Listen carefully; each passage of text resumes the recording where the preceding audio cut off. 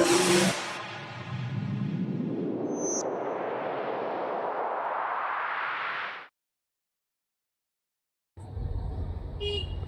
நண்பர்கள், எல்லாம் எப்படி இருக்கீங்க? இது ஏபி ஃபிட்னஸ் நாய்பி. இன்றைக்கி எதை பற்றி பேச போகிறோன்னா, அதாவது உருவக்கேலி, பாடி ஷேமிங்னு சொல்லுவாங்க.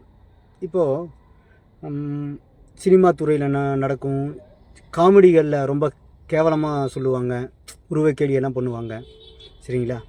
ஆனால் இதெல்லாம் சாதாரணமாக நடக்கும். ஒருத்தர் அழகாக இருக்காருன்னா அவரை விட கொஞ்சம் அழகில் குறைஞ்சவங்கள உருவக்கேலி செய்கிறது, இந்த மாதிரியெல்லாம் நடக்கும். அது பிரச்சனை கிடையாது, அது விட்டுறலாம். அது அறிவு இருக்கவன் அப்படி பண்ண மாட்டான். ஆனால் இந்த ஃபிட்னஸில் ஒரு ஜிம் ட்ரெயினராக, ஜிம் ஓனராக இருந்துட்டு இந்த வேலையெல்லாம் இப்போ செய்கிறாங்க, ரீல்ஸுங்கிற பேரில். சரிங்களா? இந்த வீடியோ பாருங்கள்.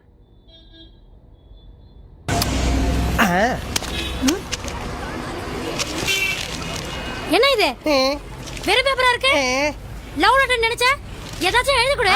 அசிங்கமா எழுதி தரேன். உன் மூஞ்சிக்கு லவ் லெட்டர் கேக்குதா? டேய், எவன்டா சத்துணவு கூடத்துல வேலை செய்யற ஆயாவுக்கெல்லாம் யூனிஃபார்ம் கொடுத்தது? போடி. பார்த்தீங்களா? இப்போது அந்த பொண்ணு அந்த ஃபேஸ்புக் பேஜை பார்த்தா அந்த பொண்ணு இந்த மாதிரி நிறைய வீடியோஸ் பண்ணியிருக்கு, சரிங்களா? இப்போ இந்த ரீல்ஸ் பண்ணுறதுக்கு அந்த பொண்ணு ஒத்துக்குச்சின்னு வைங்களே, மாஸ்டர் இந்த மாதிரி நம்ம ஒரு ரீல் பண்ணுவோம் காமெடின்னு. மாஸ்டர் என்ன சொல்லணும்? அப்படி உருவக்கேலியெல்லாம் பண்ணக்கூடாது சாமி, நம்ம வேறு ஏதாவது பண்ணிக்கலாம் அப்படின்னு சொல்லணுமா இல்லையா? அந்த பேப்பரை சுருட்டி அந்த பொண்ணோட நெஞ்சில் போய் விழுது. அது அப்புறம் போடி வாடிங்கிறது ரீல்ஸில் இல்லையா? அதாவது நண்பர்களே, ஃபிட்னஸில் எக்கச்சக்கமான விஷயங்கள் இருக்குது. பாடி எப்படி ரெடி பண்ணலாம், மசில் எப்படி பில்டு பண்ணலாம், வெயிட்டை எப்படி லாஸ் பண்ணலாம், ஆரோக்கியமாக எப்படி வாடலாம், ஒருவேளை சர்க்கரை நோய் வராமல் எப்படி தடுக்கலாம், அப்படி அதிலிருந்து எப்படி வெளியில் வரலாம், போதை பழக்கங்களுக்கெல்லாம் அடிமையாகாமல் எப்படி இருக்கலாம், எத்தனையோ விஷயம் இருக்குல்ல ஃபிட்னஸ்ஸு. ஆனால் அதையெல்லாம் விட்டுட்டு இந்த மாதிரி ரீல்ஸ் போடுறாங்க. நான் ஏற்கனவே ஒரு வீடியோஸ் போட்டிருக்கேன் இந்த ராஜா பர்வன் பற்றி. ஐஎம் சாரி ஐயப்பா அப்படின்னு அவர் பேசியிருக்காரு. மற்ற மதங்களெல்லாம் ரொம்ப இழிவாக பேசியிருக்காரு. அவர் ஒரு பொதுவான ஆள், அவர் அப்படி பேசக்கூடாதுங்கிற மாதிரி நான் ஒரு வீடியோஸ் போட்டிருக்கேன். எத்தனையோ பொதுவானவர்கள் இருப்பாங்க, காவல்துறை, அரசியல்வாதி, எல்லாருமே அரசாங்கத்தில் வேலை செய்கிற தலைவர்கள் இல்லையா? இவங்க இந்த மாதிரி பொதுவானவர்களெல்லாம் இருப்பாங்க. அவெல்லாம் பொது வாழ்க்கைக்கு வந்ததுனால அவங்களாம் பொதுவானவர்கள். ஆனால் அவங்களுக்கு அவங்க ஜாதியோ இல்லை அவங்க மதத்துக்கோ ஏதாவது பிரச்சனை வந்துச்சுன்னா, இப்போ நான் ஒரு ஜாதியை சேர்ந்தவன், ஒரு அரசியல் தலைவர் இருக்காருன்னா எனக்கு பட்சமாக பேசுவார். அந்த மாதிரி ஒவ்வொரு இதுலேயும் ஒவ்வொருத்தர் இருக்காங்க. பொதுவானவர்னு அவங்க இருந்தாலும் தன்னுடைய ஜாதி, தன்னுடைய மதம், தன்னுடைய இனம், தன்னுடைய ஊருக்காரன் பணம் கொடுக்குறான் அப்படின்னா அவங்களுக்கு பட்சமாக பேச போயிடுவாங்க. ஆனால் ஜிம்மை பொறுத்த வரைக்கும், ஜிம் ட்ரெயினர் ஆகட்டும், ஜிம் ஓனர்ஸ் ஆகட்டும், இவங்க தான் பொதுவானவர்கள். பொதுவானவர்களாக அவர்கள் பார்க்கப்பட்டாலும் அவங்க அப்படி கிடையாது, அரசியல் தலைவர், போலீஸ், யாராக இருந்தாலும். ஆனால் இந்த ஜிம் ட்ரெயினருக்கு பொதுவானவர்கள்னால் அவங்க தான் பொதுவானவர்கள். ஏன்னா அவங்களுக்கு ஜாதி, மதம், இனம், பேதம், குட்டா நெட்டா, படித்தவன் படிக்காதவன், ஏழை பணக்காரன், கருப்பு வெள்ளை எதுவும் கிடையாது. ஜிம்முக்குள்ளே வந்தால் எல்லாரும் சமம். ஸ்கூலில் ஜாதி பார்ப்பான், காலேஜில் ஜாதி பார்ப்பான், சாமி கும்பிட்ற இடத்துல கூட ஜாதி பார்க்குறாங்க, கருவறைக்குள்ளே விட மாட்டாங்க, தீட்டு அபச்சாரன்றாங்க. ஆனால் ஜிம்மில் யார் வந்தாலும் அவங்களுடைய டம்பில் அவங்க தான் தூக்கணும். ஏன் கைப்படுறது இன்னொருத்தர் கைப்படும், அவர் கைப்படுறது இன்னொருத்தர் கைப்படும். டம்பிளில், மிஷின்ஸில், நம்ம உட்காந்து பண்ணுற பயிற்சியில் வேர்வை சிந்தும், துடைக்கணும். இது எல்லாமே சமான்னு பார்த்தா அது ஜிம்முக்குள்ளே மட்டும்தான். ஜிம்மை பற்றி நான் ஒரு வீடியோ போட்டிருக்கேன், ஜாதி ஜிம் அப்படின்னு ஒரு வீடியோ போட்டிருக்கேன். அதையும் நான் கீழே கொடுக்குறேன் லிங்க்கு. ஐஎம் சாரி ஐயப்பா இந்த ராஜா போரான் பேசியிருக்காரு, அதையும் நான் கொடுக்குறேன். நீங்கள் ஃப்ரீயாக இருந்தீங்கன்னா போய் பாருங்கள், சரிங்களா? அப்போது இந்த பொதுவானவர்கள் ரொம்ப விசேஷித்தமானவர்கள், ஜிம் ட்ரெயினர்கள், ஜிம் ஓனர்கள் எல்லாம். ஆனால் அவங்க பண்ணுற காரியத்தை பார்த்தீங்களா? அடுத்தது, ஒரு ரீல்ஸ் பண்ணுறதுக்கு முன்னாடி இந்த ரீல்ஸ் தகுதி உடையதான் பார்க்கணும்.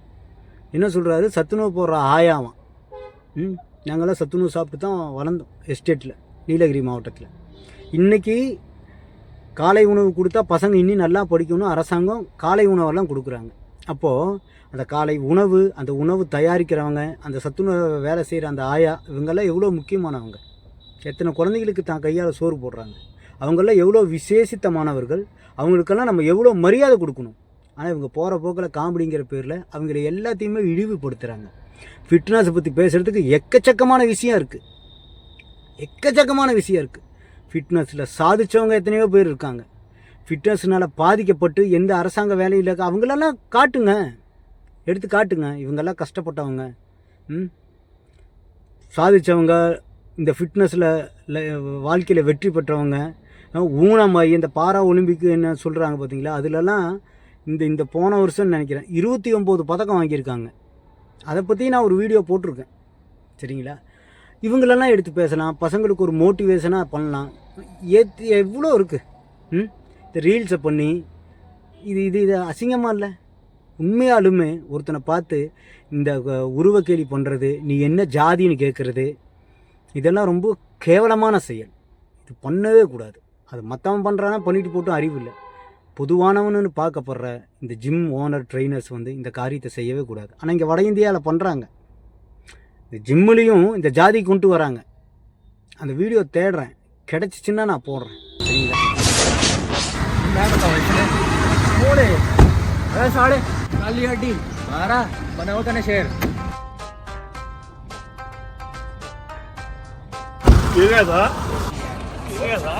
अरे भैया जाट क्या भैया? हाँ भैया मैं भी जाट चौधरी। अच्छा भैया छोटा भाई समझना।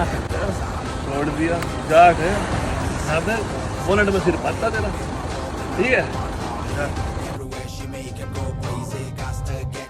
அது என்னன்னா, அவர் ஒரு ஜாதி சமுதாயத்தை சேர்ந்தவர். பின்னாடி வந்து ஒருத்தன் வண்டி இடிச்சிட்றான். இடிச்சோன்னா இவர் போய் இறங்கி பார்க்குறாரு. அவனும் அந்த ஜாதிக்காரன்னு விட்டுறாரு. இவர் ஒரு ஜிம் ஓனரு, டெல்லி போலீஸில் இருக்கிறாரு. இந்த வேலையெல்லாம் செய்கிறாங்க. இதெல்லாம் எவ்வளோ அநாகரிகமான செயல். ஜிம்முக்கு வரவங்க எல்லாருமே சரி சமந்தான். இதெல்லாம் அழகு, நீ அசிங்கம், நீ கருப்பு வெள்ளை கிடையவே கிடையாது நண்பர்களே. நான்லாம் இன்றைக்கி காலையில் போகிறேன் பாருங்கள், இந்த காட்டில் ஹியூமிடிட்டி பவரே கிடையாது. இப்போ கூட வேர்க்குது பாருங்கள், வண்டியில் உட்காந்து பேசிகிட்டு இருக்கேன். நான் போய் காலையில் ஒர்க் அவுட் பண்ணிட்டு வரேன், அப்படி வேர்வை. அது தொடச்சா கூட போக மாட்டேங்குது. அடுத்த ஆள் வந்து அந்த பெஞ்சில் தான் பண்ணுறாரு. அவன் படித்தவனா படிக்காத உயர்ந்த ஜாதியாக தாழ்ந்த எதுவுமே கிடையாது. ஜிம்முக்குள்ளே வந்துட்டு எல்லாருமே சரிசமம். அந்த ஜிம்முக்குள்ளே இருந்துட்டு வியூஸுக்காக இந்த உருவக்கேலி பண்ணுறதுலாம் ரொம்ப அநாகரிகமான செயல். நான் எதுக்கு இந்த வீடியோவை போடுறேன்னா நண்பர்களே, ஃபிட்னஸை பற்றி பேசுகிறதுக்கு, இந்த ஃபிட்னஸை பற்றி தெரிஞ்சுக்கிறதுக்கு நிறைய பேர் கமெண்ட் பண்ணுறாங்க. சப்ளிமெண்ட்டை பற்றி எதுவும் தெரியாது, எதை எடுக்கலாம் எதை எடுக்கக்கூடாதுன்னு தெரியாது. பசங்க இன்னிமே நாலேஜ் இல்லாமல் இருக்காங்க. ஏன் இவ்வளோ பேசுகிறேன்னா, எனக்குமே ஃபிட்னஸை பற்றி பெருசாலாம் ஒன்றும் தெரியாது. இப்போ தெரிஞ்சதை வச்சு பேசிகிட்டு இருக்கேன். இனி நிறையா கற்றுக்கணும். ஃபிட்னஸில் தேடல் இருந்துக்கிட்டே இருக்குது. ஆனால் இவங்களுக்கு கிடைச்ச அந்த வாய்ப்பு, கிடைச்ச ஃபாலோவருக்கு ஒரு நல்லது செய்வாங்கன்னு பார்த்தா கிடையாது. இந்த மாதிரி கீழ்த்தரமான வேலைகளை செஞ்சிட்ருக்காங்க. அவங்க ஃபன்னுக்காகவே பண்ணிட்டோம். தப்பு தான். ஏன்னா அதை தவிர எக்கச்சக்கமானது இருக்குது. அந்த ஃபிட்னஸ்ன்னு நம்ம எந்த வேலைக்காக வந்தோமோ அந்த வேலை செய்யாமல் வேறு வேலையெல்லாம் செஞ்சிட்ருக்காங்க. அப்போ அது தவறு இல்லையா நண்பர்களே? சரிங்களா? இப்போவும் சொல்கிறேன், அவர் தான் சீலாஜித்துக்கு வந்து அவர் தான் இதுக்கு முன்னாடியே ஒரு வீடியோ போட்டிருக்கேன். சரிங்களா? மெடிசன் போட்டு வந்து இதை எடுத்துக்கோ, இதில் அந்த ஆசிட் இருக்குது இந்த ஆசிட் இருக்குன்னாலும் சொல்லியிருக்கிறார். நம்ம எப்போதுமே நேச்சுரல் தான் நண்பர்களே, நம்ம எப்போதுமே நேச்சுரல் தான். சரிங்களா? எத்தனை வயசானாலும் சரி சப்ளிமெண்ட் எடுத்து தான் ஆகணும். வயசாகும்போது நமக்கு சப்ளிமெண்ட்டோட தேவைகள் இருக்குது, எடுத்து தான் ஆகணும். மற்றபடி நேச்சுரலுக்கு தான் நான் எப்போதும். அதனால் ஆரோக்கியமான பயிற்சி பண்ணுங்கள். உங்களுடைய ட்ரெயினருக்குலாம் நீங்கள் தேர்ந்தெடுங்க. யூடியூப் ஆகட்டும், ஃபேஸ்புக் ஆகட்டும், இன்ஸ்டாகிராம் ஆகட்டும், இதில் உங்களுடைய ஃபிட்னஸை தேர்ந்தெடுங்க. யார் நல்லா ஒர்க் அவுட் சொல்லி தராங்களோ அதை நீங்கள் ஃபாலோ பண்ணுங்கள். இந்த மாதிரி தேவையில்லாதெல்லாம் ரீல்ஸை பார்த்து உங்கள் டைமை வேஸ்ட் பண்ணாதீங்க. இந்த வீடியோ போடணுன்னு தோணுச்சு, அதனால் போட்டேன். இந்த வீடியோ பிடிச்சா லைக் பண்ணுங்கள், சப்ஸ்கிரைப் பண்ணுங்கள் நண்பர்களே. நன்றி.